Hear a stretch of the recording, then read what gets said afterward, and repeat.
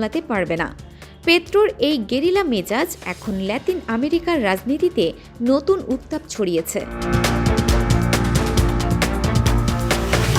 এর আগে president Trump পেত্রোকে এক অসুস্থ মানুষ হিসেবে আখ্যায়িত করেন। তিনি অভিযোগ তোলেন যে পেত্রো কোকেন পাচারের সাথে জড়িত। উল্লেখ্য, কলম্বিয়া বিশ্বের অন্যতম শীর্ষ কোকেন উৎপাদনকারী দেশ হওয়ায় ট্রাম্প ইঙ্গিত দিয়েছেন যে মাদকের বিরুদ্ধে যুদ্ধের নামে তিনি কলম্বিয়াতেও ভেনেজুয়েলার মতো অভিযান চালাতে পারেন। ট্রাম্পের এর সরাসরি হুমকি কলম্বিয়া ও যুক্তরাষ্ট্রের দীর্ঘদিনের কূটনৈতিক সম্পর্কে বড় ফাটল ধরিয়েছে। ট্রাম্প কি আসলেই কলম্বিয়ায় সৈন্য পাঠাবেন, নাকি পেত্রোর এই গেরিলা হুঙ্কার ট্রাম্পকে পিছু হটতে বাধ্য করবে? ল্যাতিন আমেরিকার এই সংঘাত কি তৃতীয় বিশ্বযুদ্ধের ইঙ্গিত? আপনার মূল্যবান মতামত আমাদের কমেন্ট বক্সে জানান।